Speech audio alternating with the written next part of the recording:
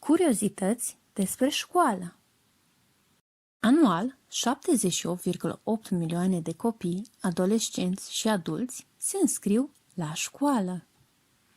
Școala începe în august, respectiv septembrie, în emisfera nordică și în ianuarie sau februarie în emisfera sudică.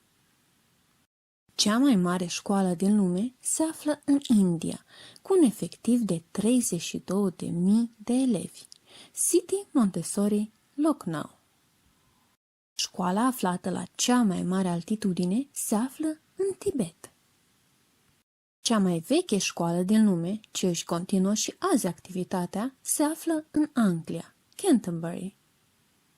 Platon a fost primul care oferea lecții educaționale cu regularitate, timp de 3 ore. Li se spuneau academii. Învățământul asemănător cu ceea ce cunoaștem astăzi a fost organizat de către poporul bizantin, Imperiul Roman de Răsărit.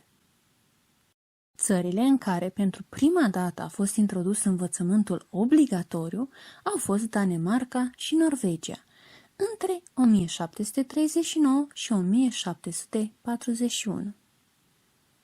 Prima uniformă a apărut în Anglia, în secolul XVI-lea, 1552, la Christ's Hospital School, Anglia. Elevii poartă același tip de uniformă și astăzi. Vacanța de vară a fost inventată din raționamente economice. Agricultura stătea la baza economiei țărilor, iar vara copiii erau un real ajutor pentru părinți la muncile agricole. Japonia este țara cu cel mai avansat sistem educațional. Elevii japonezi sunt cei mai independenți. Merg singuri la școală, întâi învață să se comporte, apoi înmagazinează informație, își îngrijesc clasa și își organizează masa singuri. Prima școală românească a fost înființată în 1495 la Brașov, în curtea bisericii Sfântul Nicolae. Majoritatea școlilor ce au fost înființate erau cu predare în limba slavonă și învățământul era religios. Primul stilou a fost inventat de către românul Petrache Poenaru în 1827. În 1884, Louis Edson Waterman a preluat ideea și a inventat stiloul cu umplere prin peniță.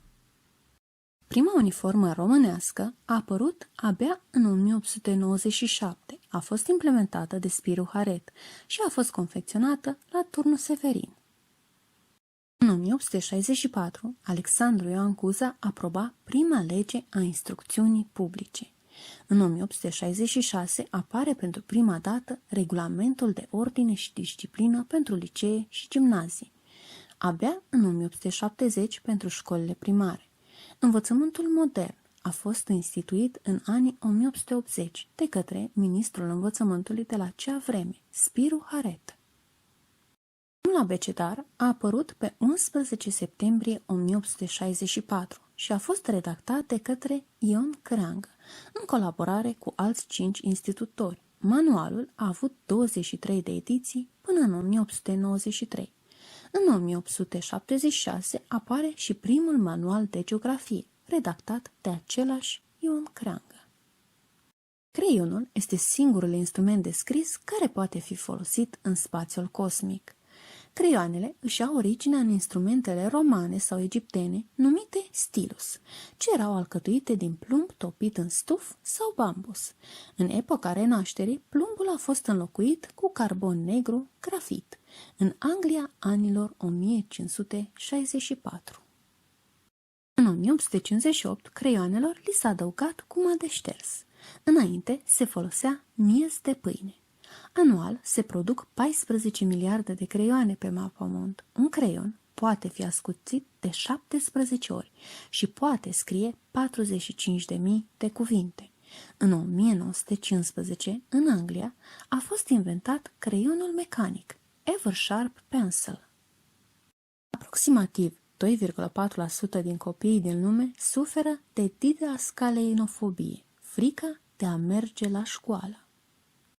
Deci, dragii mei, nu uitați, nu zidurile fac o școală, ci spiritul ce domnește întrânsa.